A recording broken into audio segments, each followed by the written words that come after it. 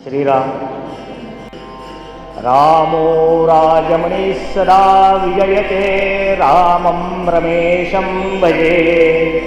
रामेणाभिहता निशाचरचमो, रामाय तस्मै नमः। शुकासारिखे पूर्णवैराग्ययान्ते, वशिष्ठापरिज्ञानयोगेश्वरांचे।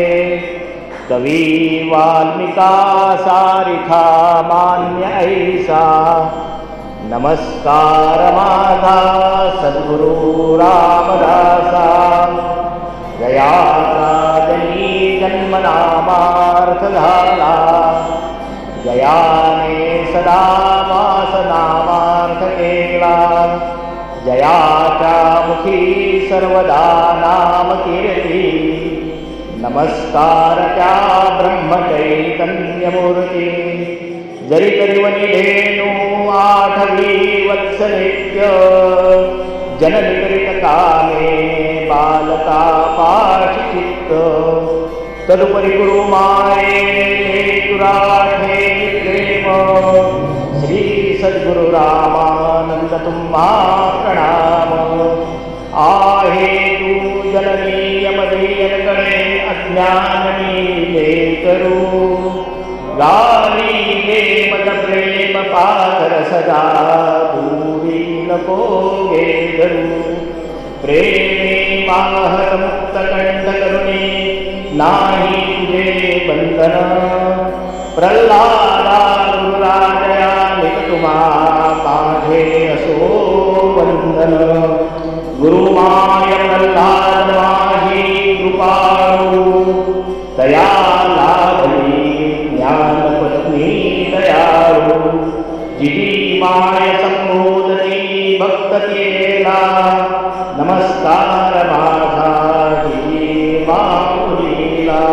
अनंत कोटी ब्रह्मांड नायक राजाधिराज योगिराज, परब्रह्म सद्गुरु श्री ब्रह्मचैतन्य रामानंद प्रल्हाद महाराज की जय। जय जय रघुवीर समर्थ, श्रीराम समर्थ। श्रोता भक्ता श्रीराम। आजी पूर्व पुण्यकाळ लाभला हा संयोग निराळ। जगद्गुरु तुकाराम महाराजांचा हा अभंग आहे। या अभंगामध्ये भगवंताची भक्ती करणं, संतांची संगत मिळणं आणि आपली आध्यात्मिक प्रगती करून भगवंताच्या नामस्मरणामध्ये रममाण होणं आणि भवसागरातून तरुण जाणं आणि या नामक्षेत्रामध्ये येण्याची आपली इच्छा होणं, हा आपल्या दृष्टिकोनातून पुण्यपर्व काळ असतो। आणि दुसरा पूर्वपुण्य काळ म्हणजे साधू संत जे असतात ते सगुण रूपातून जेव्हा निर्गुण रूपामध्ये जातात, चैतन्य रूपामध्ये जातात, त्यांचा हा पुण्यतिथीचा काळ म्हणजेच हा पुण्यपूर्व काळ असतो। आपण आपलं पूर्वसंचित आहे म्हणून आपण सगळेजण या नामक्षेत्रामध्ये उपस्थित आहोत आणि समर्थांच्या या पुण्यतिथीच्या सोहळ्याच्या निमित्ताने त्यांचा कृपाशीर्वाद घेण्याच्या दृष्टिकोनातून आपण इथे आलेलो आहोत। चैतन्य स्वरूपामध्ये समर्थांचं अस्तित्व या ठिकाणी आहे। आपण असं म्हणतो, समर्थांनी स्वतः म्हटलेलं आहे, आत्माराम दासबोध माझे स्वरूप सदा सिद्ध। दासबोध आणि आत्माराम हे माझं स्वतःचं स्वरूप आहे। ज्या ठिकाणी त्याचं पारायण होईल, त्याचं पठण होईल, त्याचं श्रवण होईल, त्याचं चिंतन होईल, त्या ठिकाणी ती प्रत्यक्ष आहे। या ठिकाणी दासबोधाचं पारायण झालं, प्रत्यक्ष चैतन्य स्वरूपामध्ये समर्थांचं या ठिकाणी अस्तित्व आहे। आपले थोरले महाराज म्हणाले, जिथे नाम आहे तिथे मी आहे। म्हणून या ठिकाणी नामपहारा जो होतो, त्या नामपहाराच्या निमित्ताने आमच्या परंपरेमधले थोरले महाराज सुद्धा चैतन्य स्वरूपात या ठिकाणी आहे आणि जिथे नामाचा आनंद आहे, असे रामानंद महाराज आमच्या ठिकाणी या ठिकाणी आशीर्वाद देण्यासाठी उभेच आहे। आणि आमच्या या परंपरेमधील सद्गुरू माऊली आम्हाला या भवारणातून तारण्यासाठी सदैव या ठिकाणी चैतन्य स्वरूपामध्ये असते। अशा या रामदासी परंपरेतल्या सगळ्या सद्गुरू तत्वांना सर्वप्रथम मी नमस्कार करतो आणि आजच्या या प्रवचन सेवेसाठी प्रारंभ करतो। दरवर्षी प्रवचन सेवेची सेवा महाराजांच्या कृपेने होते त्या निमित्ताने काहीतरी चिंतन केलं जाते आणि ते चिंतन जे आहे ते चिंतन आपल्यासमोर मांडण्याचा हा थोडासा सेवेचा अल्पसा प्रयत्न आहे. यावर्षी चिंतन मांडण्यासाठी समर्थांचा एक अभंग घेतलेला आहे आणि तो अभंग त्याचं औचित्य त्याचं चिंतन आपण या काही क्षणामध्ये या वेळेमध्ये पाहणार आहोत. रामरस्य आणि हे वाटा जाईल ऐकून गणे कदा कदा काही रामदास उपेक्षिला राम उपासना ऐशी आहे सार राघवाची भक्ती विभक्ती भक्ती एक नाही काही वावडे माईक राम उपासक दास म्हणे.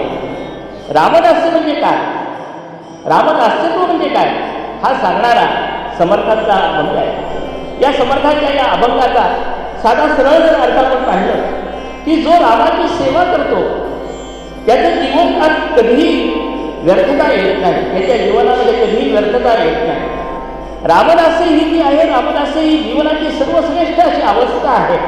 म्हणून श्रीराम जो आपलं दासत्व स्वीकारतो, श्रीरामाचं दासत्व जो स्वीकारतो त्याची उपेक्षा कधी होत नाही, त्याची भक्ती कधीही वाया जात नाही.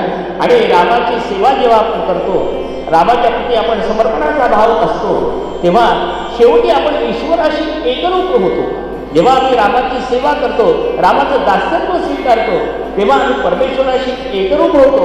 तिथे कुठल्याही प्रकारचा अहंकाराचा लवलेश सुद्धा त्या ठिकाणी राहत नाही. आणि ही जी रामभक्ती जी आहे, ही रामभक्ती आमच्या जीवनामध्ये व्हावी आणि आम्हाला रामदासत्व प्राप्त व्हावं या दृष्टिकोनातूनच प्रयत्न केला पाहिजे. आणि आमच्या समर्थ परंपरेमध्ये ही रामदास्याची जी स्थिती आहे, ही रामदास्याची स्थिती आमच्या परंपरेतले सगळे संत जे आहेत त्या संतांनी प्राप्त केलेली आहे. समर्थांनी तर ही रामदास्याची स्थिती प्राप्त केलेलीच आहे, परंतु थोरले महाराज गोंदावलेकर महाराजांनी सुद्धा ही रामदास्याची स्थिती, रामाची एकरूप होण्याची स्थिती ही प्राप्त केली. रामानंद महाराजांनी ही रामदास्याची स्थिती प्राप्त केलेली आहे. ही जी जीवनावस्था आहे ती आमच्या सद्गुरू माऊलींनी, प्रल्हाद महाराजांनी ही रामदास्याची जी अवस्था आहे ती प्राप्त केलेली आहे. म्हणून या निमित्ताने हा समर्थाचा अभंग जो आहे त्या अभंगाचा विचार, त्या अभंगाचं चिंतन आपण करावं आणि त्या मार्गाने आपलं पहिलं तरी पाऊल पडावं अशा दृष्टिकोनातून आपण विचार करणार आहोत. रामदास्य हे कसं आहे, रामदास्य हा जो शब्द आहे, हा रामदास्य शब्द जो आहे तो रामदास्य शब्दाचा जो विग्रह आहे, रामस्य दास इथे रामदास्य, रामाचा दास होणं म्हणजेच रामदास्य. आणि दास्य होणं म्हणजे काय होणं, तर दास्य हा भाव जो असतो, दास्य भावाने दास्य, दास्यत्वाचा जो भाव आहे त्याला म्हणतात दास्य असं म्हणतात. रामाचं दास होऊन राहणं ही जी अवस्था आहे, ही अवस्था रामदास्य अवस्था आहे. ती अवस्था एकदम अशी प्राप्त होत नाही, ती रामनामाच्या स्मरणाने प्राप्त होते, रामनामाच्या भक्तीने प्राप्त होते, रामनामावर विश्वास ठेवल्याने प्राप्त होते. म्हणून रामदास्य जर प्राप्त करायचं असेल तर रामदास्य प्राप्त कसं करावं, समर्थाने आपल्या दुसऱ्याच एका अभंगामध्ये पुन्हा त्याला म्हटलेलं आहे, काया वाचे मने यथार्थ रामी मिळाले.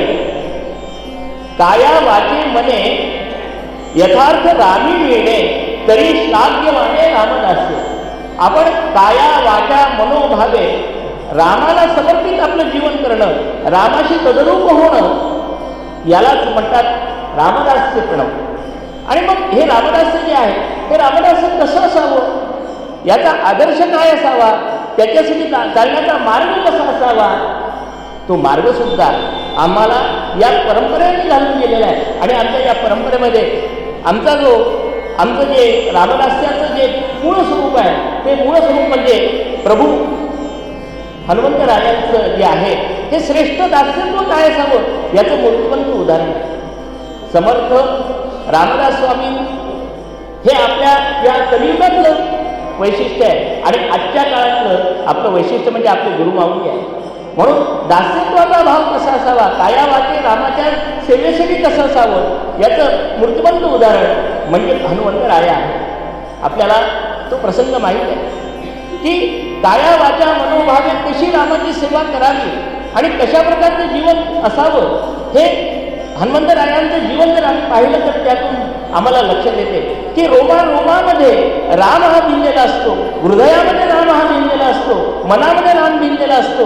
याचं प्रकटीकरण आम्हाला हनुमंताच्या जीवनचरित्रामध्ये दिसून येते. राज्याभिषेकाचा प्रसंग आठवून का? रामाचा राज्याभिषेक होता. त्या राज्याभिषेकामध्ये रामरायाच्या दरबारामध्ये सीताबाईंनी सगळ्याला बक्षीस दिलं आणि ते बक्षीस देत असताना हनुमंतरायाची पाळी आली आणि हनुमंतरायाला सीताबाईंनी एक तो मोत्याचा हार हनुमंतरायाला दिला. हनुमंतरायाने तो मोत्याचा हार घेतला, त्याचे मणी फोडून पाहिले. सीताबाईला वाटतं की मूल्यवान असा हार मी त्या हनुमंतरायाला दिलेला आहे आणि हा हनुमंतराया ते मोती फोडून पाहतो आणि ते एक एक मोती फोडून पाहतो. त्या मोत्यामध्ये कुठल्याही प्रकारचं रामाचं अस्तित्व दिसत नाही. तो मोत्याचा हार भिरकावून देतो. तेव्हा सगळे विचारतात, अरे सीताबाईने दिलेला हा मोत्याचा हार आपण फेकून दिला. तेव्हा हनुमंतराय म्हणतात की ज्याच्यामध्ये राम नाही अशी गोष्ट मला नको आहे. मी रामाचा दास आहे.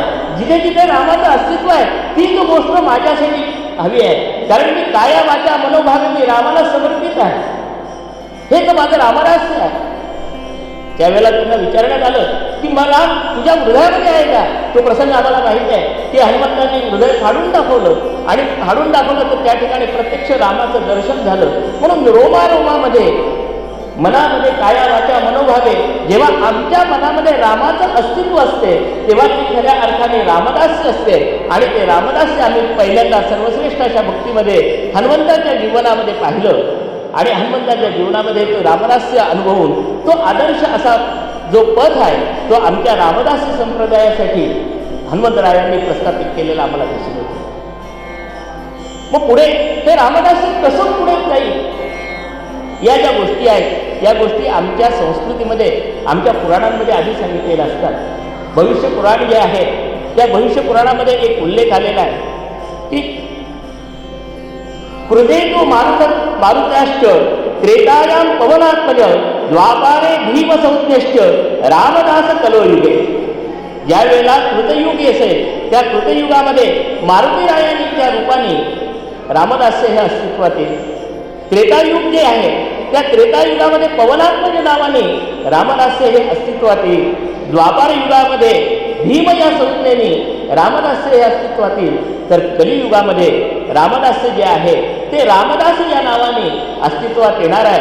आणि कलियुगामधलं हे रामदास्य म्हणजे आमचे समर्थ रामदास स्वामी आहे. चैत्र शुद्ध नवमी 1608 मध्ये रामनवमीच्या दिवशी रामजन्माच्या वेळेला आमच्या समर्थांचा जन्म झाला आणि समर्थांनी त्यांच्या जीवनामध्ये रामदास्य कसं असावं हे आपल्या जीवनातून दाखवून दिलेलं आहे. असं म्हटलं जाते, धरुणी वेश पहा मानवाचा जगी जन्मले अंजनी बाळसाचा जया शोभले नाम रामदासी नमस्कार माझा त्या रामदासासी जय जय रघुवीर समर्थ. म्हणून कलियुगामध्ये जन्माला आलेले समर्थ रामदास स्वामी हे खरे रामदास्याचे आदर्श अशा प्रकारचं मूर्तिमंत असं उदाहरण आहे. म्हणून मानवाचा वेश धारण करून रामदास कसं असावं हे आपल्या जीवनातून समर्थांनी दाखवून दिलेलं आहे. नारायण हे नाव त्यांचं ठेवलं गेलं, परंतु आमच्या मनामध्ये आमच्या हृदयामध्ये त्यांचं नाव जे ठसलं ते रामदास म्हणूनच ठसलं आहे. आणि मग हे रामदासांचं चरित्र आम्ही गायलं पाहिजे. कारण असं म्हटलं जाते, गावी संत चरित्रे पावन पवित्रे हो. संतांचं चरित्र जेव्हा आम्ही गायन करतो तेव्हा आमचं मन सुद्धा पवित्र होते आणि जेव्हा आमचं मन पवित्र होते तेव्हा त्यांनी संतांनी जो मार्ग दाखवलेला आहे त्या मार्गाने मार्गक्रमण करण्याची आमची इच्छा ते मार्गक्रमण आम्ही करू शकतो. म्हणून संतांचं चरित्र आपल्याला या ठिकाणी गायचं आहे. आणि आजच्या या दासनवमीच्या निमित्ताने आपण समर्थांचंच हे जीवनचरित्र चिंतनासाठी घेणार आहोत आणि त्यांनी रामदास्य हे कशा प्रकारे आपल्या जीवनामध्ये अंगीकारलेलं आहे ते पाहणार आहोत. समर्थांना बालपणापासूनच हनुमंताची कृपा प्रभू रामचंद्राची कृपा ही लाभलेली होती आणि ईश्वरी अंश असल्यामुळे ज्या बाललीला आहेत त्या बाललीलासुद्धा समर्थांच्या या अद्भुतच होत्या. आपल्याला प्रसंग माहिती आहे की समर्थांचं चित्त रामनामामध्येच होतं. म्हणून त्या आडवेळीच्या खोलीमध्ये बसलेला लहानसा नारायण आई विचारते, काय करतो? चिंता करतो विश्वाची हे त्यांचं प्रसिद्ध वाक्य जे आहे ते प्रसिद्ध वाक्य आम्हाला माहिती आहे. कारण भगवंताच्या नामस्मरणामध्ये आपली समाधी ही समर्थांची सतत लागत होती आणि समर्थांची ही समाधी लागत असल्यामुळे रामचिंतनाची जी अवस्था आहे ती समाधीची अवस्था जी आहे ती समाधीची अवस्था समर्थांची पहिल्यापासूनच लागत होती. साधनेशिवाय कुठल्याही प्रकारचं सिद्धीही प्राप्त होत नाही हे समर्थांनी आपल्या जीवनातून दाखवून दिलं. म्हणून रामनामाची जी साधना आहे ती रामनामाची साधना बालपणापासूनच होती. परंतु रामदास जे आहे रामाची उपासना जी करत असतो माणूस तेव्हा प्रभू रामचंद्र हे प्रत्यक्ष पाठीशी उभे राहतात आणि त्यांच्या हातून ती लीला करून घेतात. समर्थांच्या जीवनामध्ये सुद्धा अशा अनेक प्रकारच्या लीला आलेल्या आहेत की ज्या लीलांच्या माध्यमातून समर्थांनी आपलं ते अद्भुत अशा प्रकारचं सामर्थ्य जे आहे ते सामर्थ्य दाखवलेलं आहे. प्रत्यक्ष हनुमंतांचा अवतार असणाऱ्या समर्थांच्या जीवनामधल्या या लीला खरंच अद्भुत आहे. समर्थांच्या जीवनामध्ये एक छोटासा लहानपणीचा प्रसंग आहे की ज्याप्रमाणे हनुमंत अनेक प्रकारच्या लीला करत होत्या आणि अद्भुत आपल्या बुद्धीचं आणि आपल्या शक्तीचं अचाट असं कर्तृत्व जगासमोर प्रस्तुत करत होतं तसंच समर्थांच्या जीवनामधले प्रसंग आहे. समर्थांच्या घरी एक दिवस रामाची उपासना करायची आणि त्या रामाच्या उपासनेचं पारायण करायचं म्हणून कार्यक्रम ठेवला. सूर्याजी पंतांनी रामाची आराधना केली आणि राणूबाई दुसऱ्या दिवशी त्या महाप्रसादाच्या तयारीला लागल्या होत्या. आणि राणूबाईच्या मनामध्ये विचार आला की उद्या ही रामाची आराधना झाली आहे, आता सगळ्यांना प्रसादाला बोलवायचं आहे. उन्हाळ्याचे दिवस आहे, रामनवमीचा हा उत्सव झाला आहे, सगळ्यांना जर आपण ताक देऊ शकलो तर फार चांगलं होईल. प्रसादामध्ये ताक असावं अशी राणूबाईची इच्छा झाली. काय करावं, पण आपला हा नारायण आहे, हा नारायण इकडे तिकडे फिरतो जास्त, उन्हाळ्यात जास्त करतो. सकाळी मला कोण ताक आणून देईल, माझी इच्छा कोण पूर्ण करेल, अशा प्रकारचे विचार राणूबाईच्या मनामध्ये आले. राणूबाई नारायणाला म्हणाले, नारायणा मला 10-12 गाडगे भरून ताक पाहिजे आहे, पण तुझं ते लक्ष सगळं खेळण्यामध्ये आहे. रामनवमीची ही पारायण करायचं आहे, मला ताक खाऊ घालायची इच्छा आहे, पण कोण पूर्ण करेल रे? रामाची इच्छा होईल तर होईल पूर्ण. असा विचार मांडून राणूबाई आपल्या कामामध्ये पुन्हा लागले. त्यांना वाटलं हा लहान का 8 वर्षाचा नारायण हा काय ताक आणणार, अशा प्रकारचा विचार त्यांच्या मनामध्ये आला आणि सोडून दिलं की उद्या आपल्याला काही ताक भेटणार नाही. समर्थ प्रतापामध्ये ही गोष्ट प्रामुख्याने आली. नारायणाने मनावर घेतलं आणि नारायणाने त्या जाम गावात असणाऱ्या कुंभारवाड्यामध्ये गेला आणि कुंभारवाड्यामध्ये जाऊन लहानच्या नारायणाने सांगितलं की उद्या आमच्याकडे रामनवमीचं पारायण आहे, आम्हाला ताक पाहिजे, तुम्ही आम्हाला गाडगे द्या. सूर्याजी पंत तुळसर हे गावातलं कुलकर्णी पद, एक धार्मिक कुटुंब, त्यांच्या घरातला नारायण आपल्या घरी येतोय, गाडगे मागतोय, आपण मदत केली पाहिजे अशी भावना त्या कुंभारवाड्यामध्ये झाली. आणि कुंभारवाड्यातल्या लोकांनी ते सगळे जे गाडगे आहेत ते गाडगे नारायणाला आणि नारायणाच्या मित्राला दिले. एका ज्या ज्या घरी दुःख होतं त्या दुःख्या घरी नारायण जाऊन सांगायला लागला की उद्या आमच्या इथे रामाची आराधना आहे, पारायण आहे, मला सकाळी ताक पाहिजे, आपण ताक द्याल का? ज्यांच्याकडे दुःख होतं त्यांच्याही मनामध्ये विचार आला की सूर्याजी पंतांची नारायणाची उपासना, रामाची उपासना ही सर्वविदित आहे आणि आपल्याकडे ताकाची मागणी होते, आपण या भक्तीला मदत केली पाहिजे. त्यांनी नारायणाला होकार दिला की हो आम्ही ताक देऊ.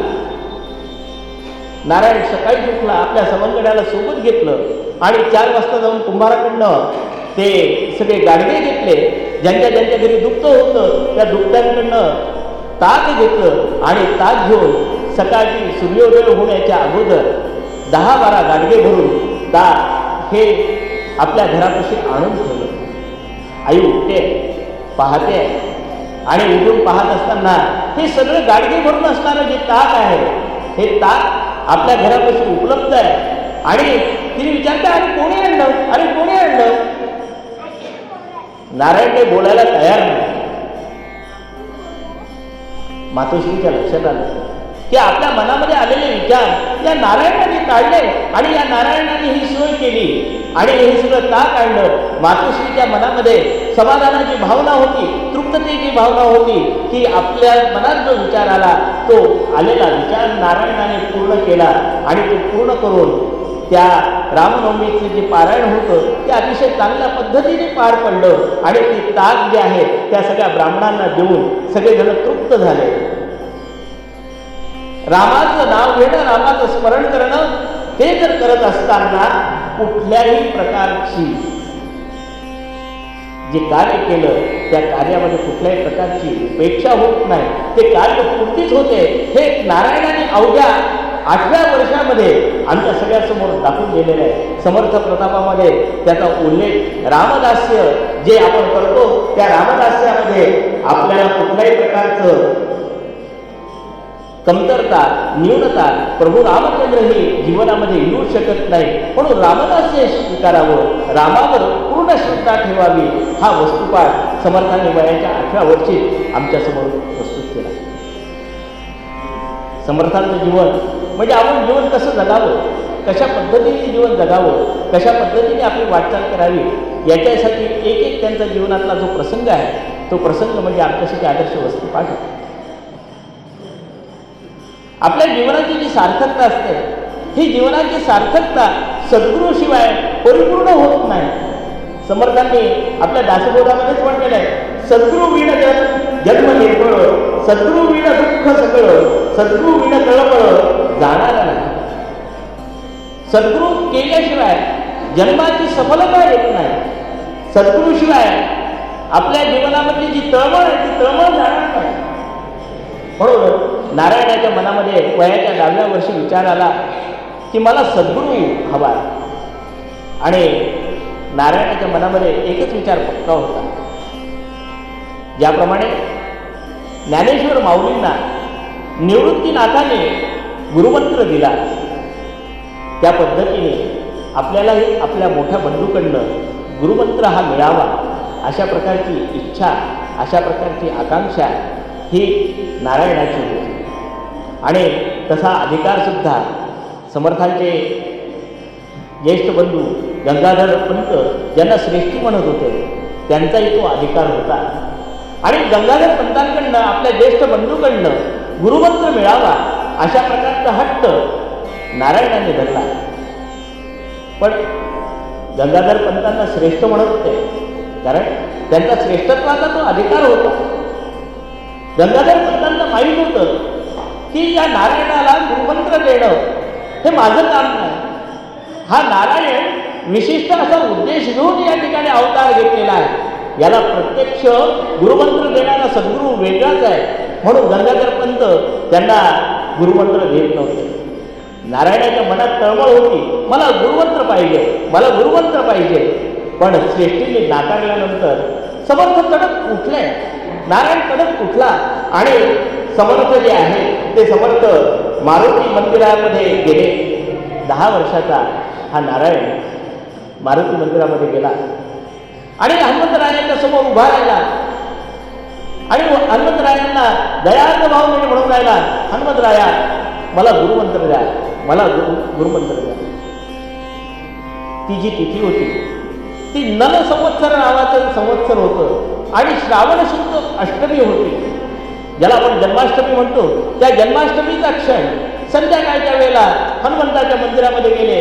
हनुमंताच्या मंदिरामध्ये गेल्यानंतर त्या चिंचोळ्या अशा हनुमंताच्या मंदिराशी पायाशी समर्थांनी घट्ट मिठी मारली आणि घट्ट मिठी मारून हनुमंताला विनवणी करू लागले की मला गुरुमंत्र द्या.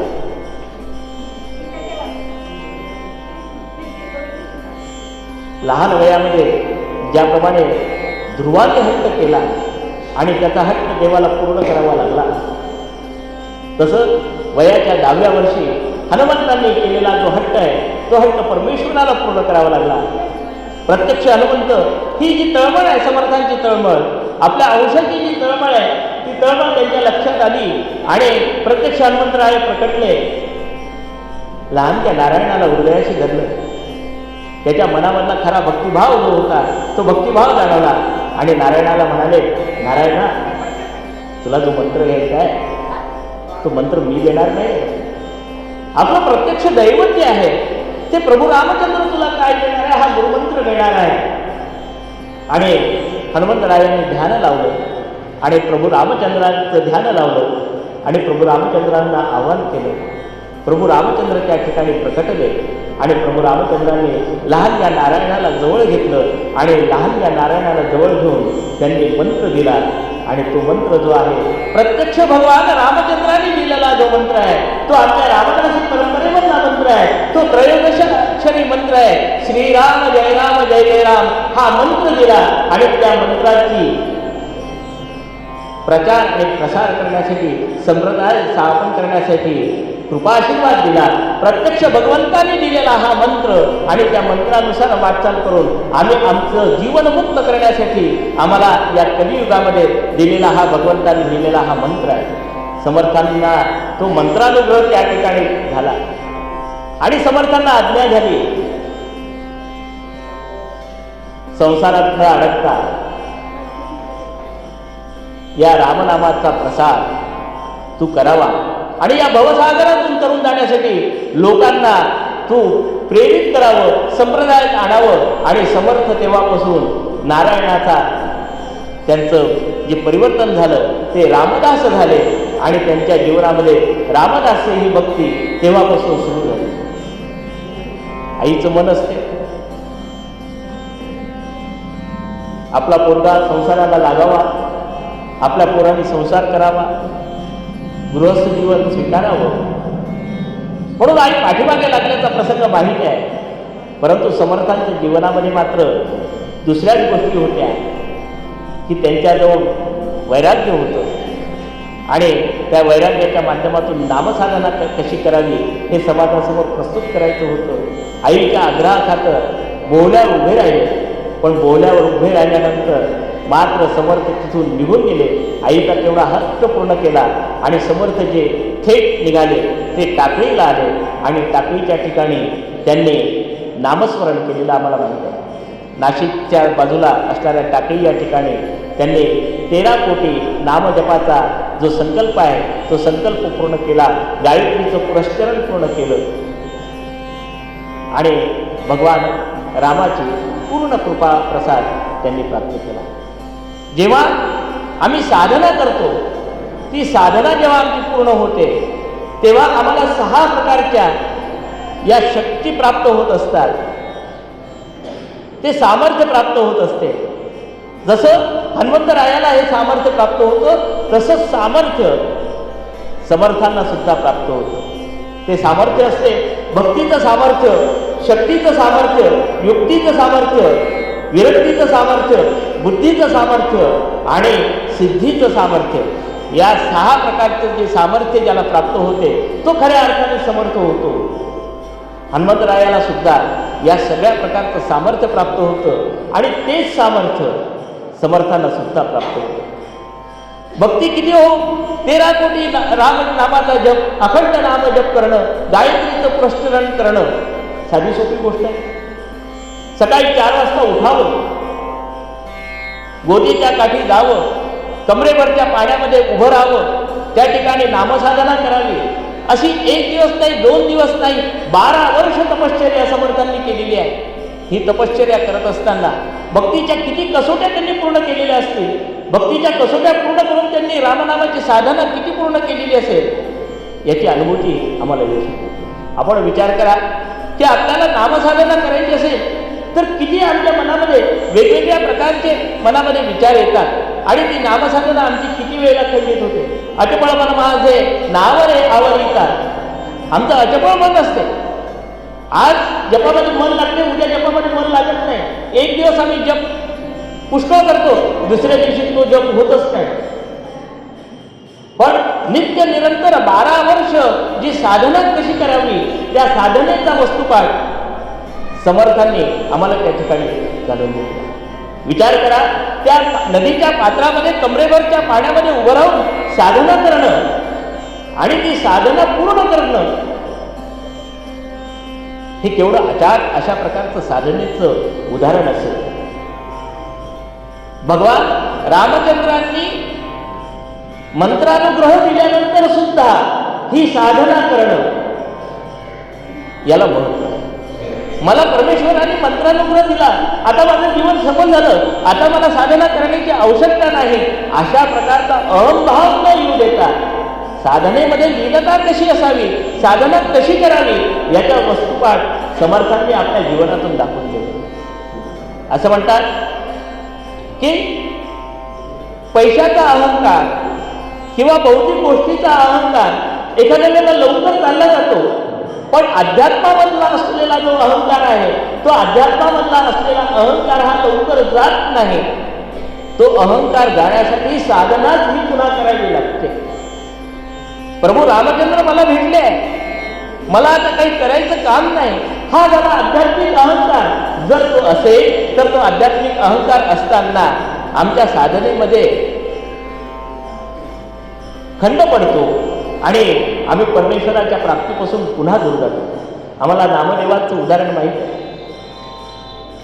नामदेवांनी विठुरायाला जीव घातलं आणि त्यानंतर जेव्हा संतांचा मेळा बसला होता तेव्हा नामदेव राया म्हणत होते, मी प्रत्यक्ष विठ्ठलाशी बोललोय, मला सद्गुरूंची काय गरज, मला बाकीच्या गोष्टीची काय गरज.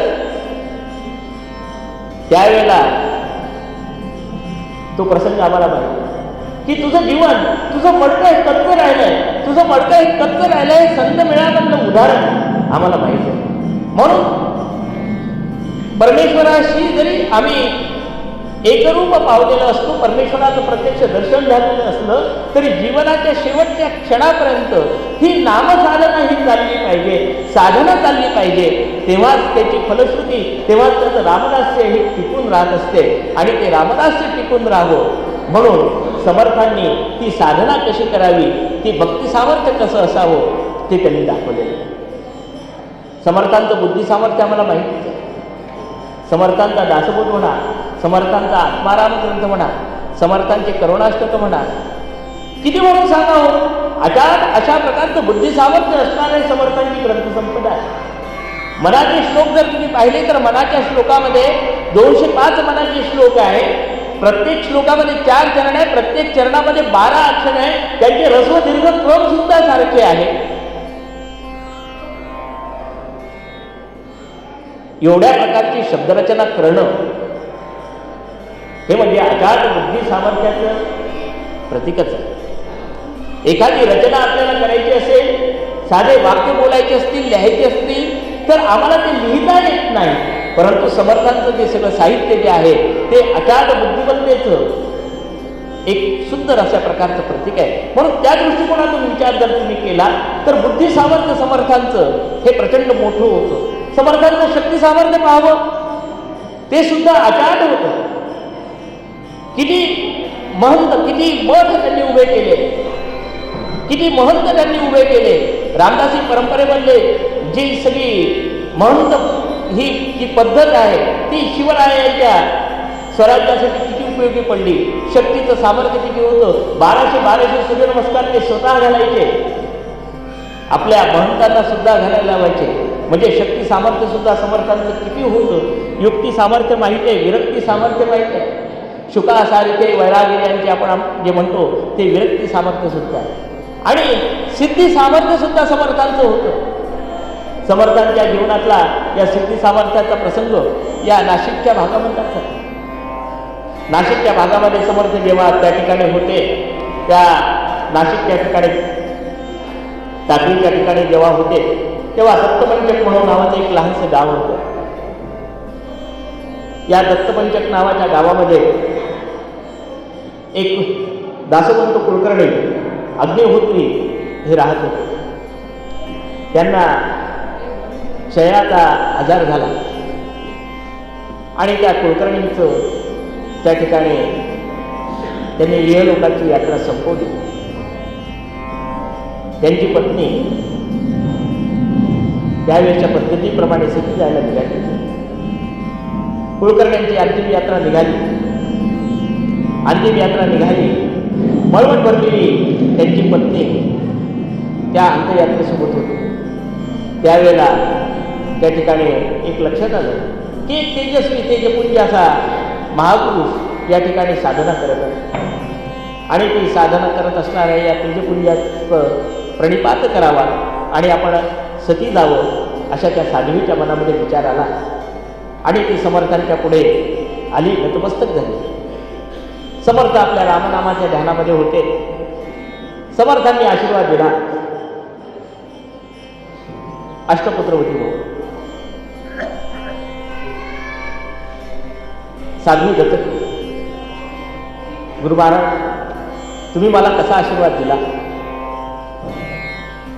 माझ्या यजमानाची अंत्ययात्रा सुरू आहे आणि मी सती जाऊन राहिली आणि आपण मला हा कृपा आशीर्वाद दिला.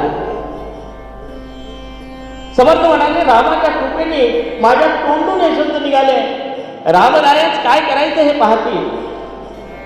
आणि त्यांनी रामाला विनवणी केली, प्रभू रामराया तुझ्या प्रेरणेने मी हा शब्द दिला, आता हा शब्द खरा करण्याची जबाबदारी तुझीच.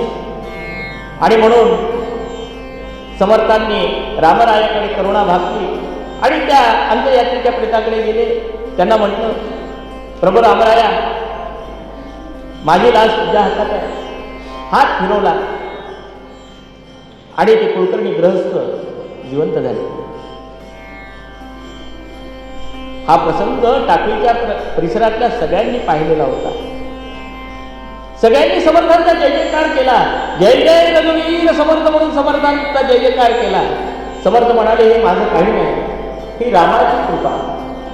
पुढे प्रसंगाने त्या कुलकर्ण्यांना पुत्र झाला आणि तो पुत्र झाल्यानंतर त्यांनी समर्थांकडे आणून दिला. समर्थ म्हणाले, आम्ही वैरागी, आम्ही अरण्यवासी, आम्ही या मुलाचं काय करावं? याचं व्रतबंधन करा, तोपर्यंत याला सांभाळा आणि त्यानंतर तो आम्हाला आणून द्यावा. कुलकर्ण्यांनी त्याच पद्धतीने केलं आणि व्रतबंधन झाल्यानंतर समर्थांकडे तो पुत्र आणून दिला आणि तो पुत्र म्हणजे उद्धव. आणि हे उद्धव स्वामी समर्थांच्या जवळ त्यांच्या सावलीसारखे राहिलेले होते. म्हणून समर्थांच्या जीवनामध्ये हा सिद्धीचा प्रसंग आम्हाला चांगल्या स्वरूपामध्ये माहिती आहे. अहो, ही सिद्धी समर्थांपर्यंतच होती का? रामदास स्वीकारणारे आमचे महाराज, आमच्या सद्गुरू माऊली यांच्याजवळ सुद्धा ही सिद्धी होती. 1962चा प्रसंग आहे. अष्टग्रही नावाची एक ग्रहदशा या ठिकाणी आलेली होती आणि या ग्रहदशेमध्ये आपल्या या ठिकाणी कालकूट नावाची ग्रहदशा होती आणि नायगावचे वामनराव जे नायगावकर होते, या वामनराव नायगावकरांना एका ज्योतिषाने सांगितलं की अष्टग्रही जी दशा आहे, या अष्टग्रही दशेमुळे तुमचा मृत्यूयोग संभवत होतो. वामनरावांच्या जीवनामध्ये हा दुःखद प्रसंग आला. काय करावं असा विचार वामनराव आला आणि वामनराव सरळ कडक आपल्या साखर खेरड्याला निघून आले. आणि साखर खेरड्याला निघून आल्यानंतर वामनरावांनी महाराजांना सांगितलं, महाराज माझं आयुष्य संपत आहे, ही अष्टग्रही दशा आहे, ही महादशा आहे, या महादशेमधून माझा मृत्यू संभवतो आहे. आपले सद्गुरू माऊली म्हणाले, अरे रामावर विश्वास ठेव आणि रामावर विश्वास ठेवून तू रामापाशी आपली श्रद्धा ठेव, सगळं काही बरं होईल. महाराजांनी वामनरावांना आपल्या बाजूच्या खोलीमध्ये झोपायला दिले. पण जसं जसं अष्टग्रही दशेची ही ग्रहदशा जवळजवळ यायला लागली, वामनरावांची तळमळ वाढायला लागली. माझं जीवन संपते की काय, मृत्यू माझ्यावर झडप घालतो की काय, अशा प्रकारची अस्वस्थता वाटत राहिली. त्यावेळेला महाराजांनी वामनरावांना आपल्या खोलीमध्ये झोपवायला सुरुवात केली. महाराजांच्या रामनामाची जी स्पंदन आहे, ती स्पंदनं वामनरावांना जाणवत होती आणि जाणवत असताना वामनरावांना ती अष्टग्रही दशा जोपर्यंत जात नाही तोपर्यंत ते महाराजांच्या बाजूलाच झोपलेले राहायचे. आणि एक समाधान त्यांना पावलं, अष्टदशा ग्रह जी आहे ती पौर्णिमेपर्यंत होती ती संपली, योग गेला. महाराज म्हणाले आता तुझ्या जीवनामध्ये काही कुठल्याही प्रकारचा संकट राहणार नाही. आणि त्यावेळेसचे अनुभव वामनरावांचे जे आहे ते वामनरावांनी आपल्या वेगवेगळ्या चरित्रकारांना सांगून ठेवले की महाराजांच्या खोलीमध्ये जेव्हा झोपत होतो तेव्हा रामनामाची स्पंदनं मला ऐकू येत होती. आणि रामनामाची स्पंदनं जी आहे त्या रामनामाच्या स्वरूपामध्ये ही अष्टग्रहण दशा ही माझी गेली आणि माझ्यावरचा हा कालक योग जो होता तो गेला आणि मी जीवनामधून वाचलो.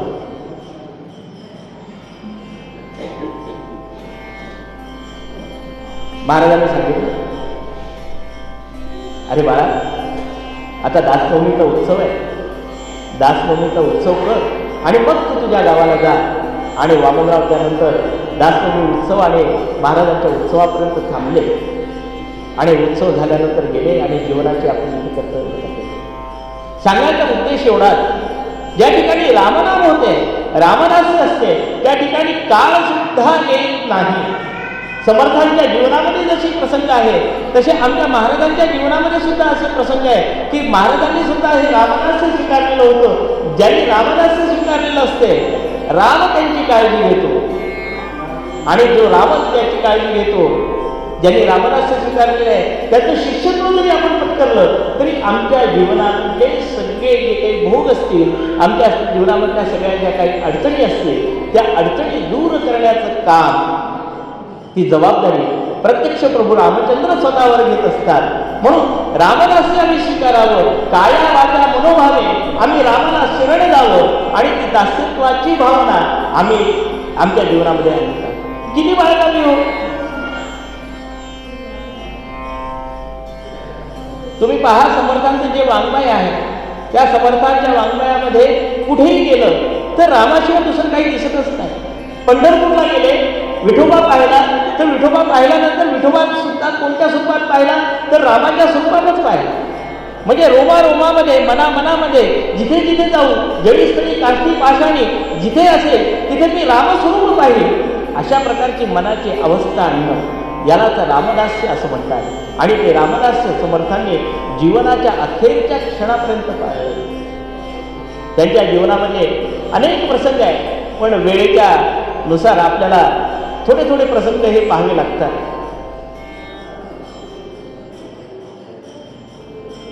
समर्थांचं शेवटचा जो प्रसंग आहे तो शेवटचा प्रसंग पाहून आपण बरोबर 12 वाजता गुलाल वाहणार आहोत. हे घड्याळ 5 मिनिटं पुढे आहे, समोरचं घड्याळ जे आहे ते 5 मिनिटं व्यवस्थित आहे म्हणून आपण त्या घड्याळानुसार चालणार आहोत. म्हणून प्रत्येकाला वाटेल की 12 वाजले, परंतु समोरचं जे घड्याळ आहे त्या घड्याळाप्रमाणे आपण चालणार आहोत. शिवाजी महाराजांनी आपला अवतार कार्य संपवल्यानंतर समर्थांनी अन्न पाणी सगळं त्याग केला. परळीचा जो किल्ला आहे याला सज्जनगड असं म्हणतात, त्या सज्जनगडावर समर्थ होते. आणि समर्थांच्या जीवनामध्ये जे शेवटचे प्रसंग जे आहेत ते शेवटचे प्रसंग अतिशय मनाला हेलावून टाकणार. तंजावर या ठिकाणी असणाऱ्या एका कारागिराला समर्थांनी आपल्या शेवटच्या काळामध्ये रामाची मूर्ती बनवण्यासाठी सांगितलं होतं. तो कारागीर त्याच्या डोळ्याला दिसत नव्हता, अंध होता. समर्थांनी त्याच्या डोळ्यावरून हात फिरवला. कारण सिद्धी सामर्थ्य, रामदासामुळे प्राप्त झालेलं सिद्धी सामर्थ्य, त्याचे डोळे उघडले. त्यांनी सुंदर अशा मूर्ती तयार केल्या आणि या सुंदर मूर्ती सज्जनगडावर आल्या. आणि सज्जनगडावर आल्यानंतर समर्थांनी माघशुद्ध पंचमीला त्या ज्या मूर्ती आहेत त्या मूर्तीवरचं मेण काढलं आणि समर्थांनी त्या मूर्तीला ध्यान लावलं. समर्थांच्या जीवनामधला जो प्रसंग आहे, आपलं अवतार कार्य संपणार आहे, या संपणाऱ्या अवतार कार्याची जाणीव समर्थांना होती. ज्या उद्धव स्वामीचं चरित्र सांगितलं, ज्या उद्धव स्वामीचा जन्म सांगितला, तेच उद्धव स्वामी शेवटच्या घटकेला समर्थांच्या सोबत होते. आणि सज्जनगडावर असताना समर्थांनी उद्धवाच्या समोर एक अभंग म्हटला. रविकुल तिलकाचा वेद सन्निध आला, तदुपरी भजनाचा पाहिजे सांग केला. त्यावेळेला उद्धवांनी तो श्लोक पूर्ण केला. अनुदिनी नवमी हे मानसी आठवावे, बहुत लगबगीने कार्यसिद्धी करावे. ज्या उद्धवाला पुत्रवत प्रेम केलेलं होतं त्या उद्धवाने समर्थांचा तो श्लोक पूर्ण केला. समर्थांनी जणू काही जाणीवच करून दिली की येणाऱ्या या नवमीला हे जीवन कार्य मी संपवणार आहे. तर हे जीवन कार्य संपवणार असताना मला रविकुल तिलकाच्या सानिध्यामध्ये जायचं आहे, प्रभू रामचंद्राच्या सानिध्यामध्ये जायचं आहे. तर ते सानिध्यामध्ये जात असताना मला भजनाचा संग केला पाहिजे, म्हणजे रामनामाचा संग केला पाहिजे, अशा प्रकारची भावना समर्थांनी व्यक्त केली. आणि उद्धवाने सांगितलं की नवमीच्या दिवशी आपल्याला हा समारंभ कार्यसिद्धी करायची आहे. आणि मग तेव्हापासून रामनामाचा पहारा सुरू झाला. आणि रामनवमीच्या दिवशी समर्थांनी दासनवमीच्या दिवशी म्हणजे आजच्या दिवशी दासनवमीच्या दिवशी भजनाच्या या प्रसंगामध्ये समर्थांनी आपल्या ठिकाणी पद्मासन मांडलं. आणि पद्मासन मांडून समर्थांनी रामनामाचा उच्चार केला. आणि रामनामाचा उच्चार करून त्यांच्या तोंडातून प्राणज्योत आली आणि ते प्रभू रामचंद्राच्या स्वरूपामध्ये विलीन झालेले हा प्रसंग आपल्याला माहीत आहे. पण आपल्या या पद्धतीप्रमाणे तुकारामाचा अभंग या ठिकाणी होईल आणि बरोबर 12 वाजता आपण गुलाल हा उधळणार आहे. म्हणून मी गणेश काकांना विनंती करतो की त्यांनी आपला जो अभंग आहे तो अभंग या ठिकाणी म्हणावा आणि 12 वाजता आपण गुलाल उधळू आणि त्यानंतर समर्थांची प्रार्थना करू. ब्रह्मदेवं रामानंद महाराज की जय. समर्थ रामदास स्वामी महाराज कुरुंजी रंगाचा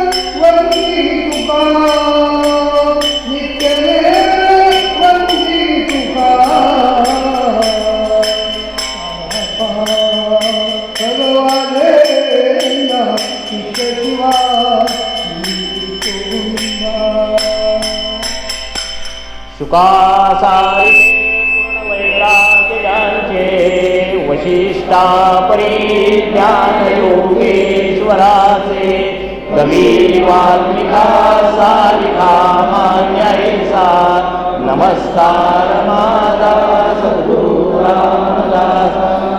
जय जय रघुवीर समर्थ.